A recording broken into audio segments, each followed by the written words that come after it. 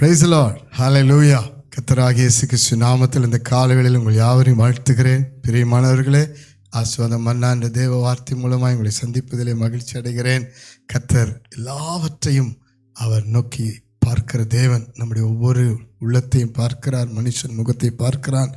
உங்களுடைய இந்த காலை நேரத்தில் உங்களுடைய சூழ்நிலை, உங்களுடைய பலவீனம், பிரச்சனை, போராட்டம் எல்லாவற்றையும் தேவன் அறிந்தவராக இருக்கிறார். மனம் சோர்ந்து போகாதிருங்கள்.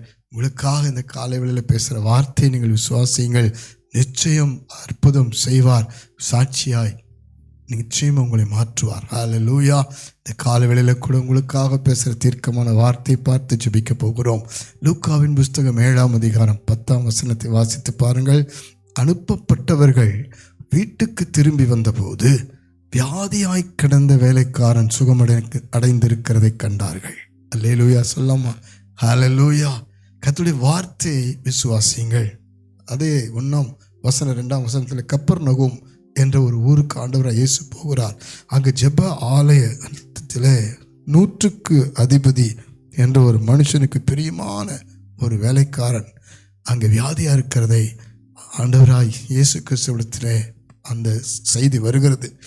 அந்த 100க்கு அதிபதி ஜெப ஆலயத்துக்கு மிக உதவியாக அதை கட்டி கொடுத்த ஒரு காரியத்தையும் ஆண்டவரிடத்தில் சொல்லப்படுகிறது. ஆண்டவர் ஒரு சூழ்நிலை அங்கே மாற்றுகிறார். அவர் அந்த வீட்டுக்கு போவதற்கு முன்பாக அவனுடைய தாழ்மையை தேவன் கவனிக்கிறார்.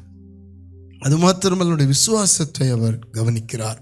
ஆண்டவரே, நீர் என் வீட்டுக்கு வர நான் பாத்திரன் அல்ல, ஆனாலும் ஒரு வார்த்தை சொல்லும், அப்பொழுது என் வேலைக்காரன் சுகமடைவான் என்று சொல்லி தான் அவ்வளோ பெரிய ஒரு 100க்கு அதிபதியான உயர்ந்த ஸ்தானத்தில் இருந்த போதும் ஆண்டவராய் இயேசு கிறிஸ்துவை குறித்து அவன் அறிந்து அவர் தேவகுமாரன், எல்லாருக்கும் அவர் அற்புதம் செய்கிறார், நான் அவருக்கு முன்பாக ஒரு சாதாரண மனிதன் என்று சொல்லி அவன் தன்னை தாழ்த்தி ஆண்டுடைய வார்த்தையை அவன் விசுவாசிக்கிறான். அல்லேலூயா. ஒரு வார்த்தை சொல்லும், என் வேலைக்காரனுக்கு அது போதுமானது, அவன் சுகமாவான் என்று சொல்லி அந்த வார்த்தையை சொன்ன பொழுது இயேசு ஆச்சரியப்பட்டார்.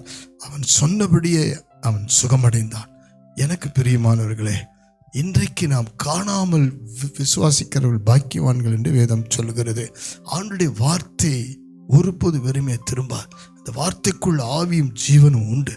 அந்த வார்த்தைக்குள் வல்லமை உண்டு. ஆண்டவருடைய வார்த்தை பட்டயமாக இருக்கிறது, சம்மட்டியாக இருக்கிறது, அக்கினியாக இருக்கிறது.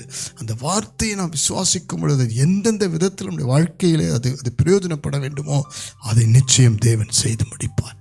அவன் வீட்டுக்கு போவதற்குள்ளாகவே வார்த்தை புறப்பட்டு போனது. ஹல்லேலூயா.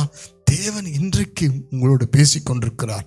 உங்களுக்காக அந்த வார்த்தையை கர்த்தர் அனுப்பியிருக்கிறார். ஒரு விடுதலையின் வார்த்தை, ஒரு சுகத்தின் வார்த்தை, ஒரு பலத்தின் வார்த்தை, ஒரு மாற்று வழியை கொண்டு வருகிற வார்த்தை, உங்களை தைரியப்படுத்துகிற வார்த்தை, உங்கள் வாழ்க்கையை மேன்மைக்கு கொண்டு வருகிற வார்த்தை, எல்லாம் தீர்க்க தரிசனமாய் கர்த்தர் வேதத்தில் வைத்திருக்கிறார். நீங்கள் அதை விசுவாசிக்கும் பொழுது உங்கள் காரியத்துக்கு நீங்கள் போவதற்கு முன்பாகவே வார்த்தை செல்லும். ஹல்லேலூயா. உங்களுடைய வியாதி படுக்கையை அது மாற்றும். உங்களுடைய பிரச்சனைக்கு ஒரு முடிவை கொண்டு வரும். அந்த வார்த்தை செய்து முடித்து விட்டே தேவனிடத்தில் திரும்ப வரும். ஆகவே வியாதியாய் கிடந்த வேலைக்காரன் சுகமடைந்ததை கண்டார்கள். இன்று முதல் நீங்கள் சில அற்புதங்களை காணப்போகிறீர்கள். உங்கள் பிள்ளைகளுக்கு தேவன் அற்புதம் செய்வதை காணப்போகிறீர்கள். உங்களுடைய குடும்பத்துக்கு செய்வதை காணப்போகிறீர்கள். ஆண்டுடைய வார்த்தையை மாத்திரம் விசுவாசிக்கிறீர்களா? ஒரு வார்த்தை சொல்லும் ஆண்டவரே என்ற அந்த வார்த்தை நம்பி நீங்கள் ஜெபிக்க ஆரம்பியுங்கள். இப்பொழுது நாம் ஜெபிக்க போகிறோம். அன்பின் பரலோக பிதாவே, வார்த்தையை அனுப்பி குணமாக்கின நல்ல ஆண்டவரே, இந்த காலை வேளையிலே ஒவ்வொருவருடைய வாழ்க்கைக்கும் ஏற்ற வார்த்தையை அனுப்பும்படி ஜெபிக்கிறேன்ப்பா. நீர் சொல்ல ஆகும், கட்டளையிட நிற்கும் என்ற வார்த்தையின்படி உம்முடைய வார்த்தையிலே வல்லமை உண்டு, உம்முடைய வார்த்தையில சுகம் உண்டு. ஒரே ஒரு வார்த்தை சொல்லும் என்று சொன்னபடியே இந்த காலை வேளையில ஜெபிக்கிற அத்தனுடைய வாழ்க்கைக்கும் குடும்பத்துக்கும் பிள்ளைகளுக்கும் வேண்டிக் கொண்டிருக்கிற அத்தனை விண்ணப்பங்களுக்கும் வார்த்தை அனுப்பப்படுவதாக என்று ஜெபிக்கிறேன். இப்பொழுதே வல்லமை ஒவ்வொரு வீடுகளுக்குள்ளும், ஒவ்வொரு குடும்பத்துக்குள்ளும், ஒவ்வொரு வாழ்க்கைக்குள்ளும் இறங்கி கிரியை செய்வதாக என்று ஜெபிக்கிறேன்.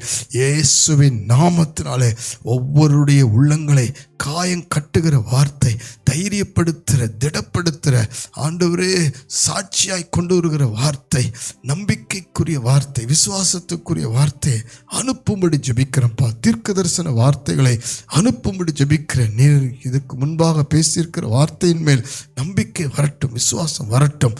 அந்த வார்த்தை நிச்சயம் இன்று முதல் கிரியை செய்வதை காணும்படி ஜெபிக்கிறேன். அற்புதம் செய்துவிட்டீர், உமக்கு நன்றி. இயேசுவின் நாமத்தினாலே, இயேசுவின் நாமத்தில் அந்த ஒரு வார்த்தை ஒவ்வொருடைய வாழ்க்கையை மாற்றுவதற்காய் நன்றி அப்பா.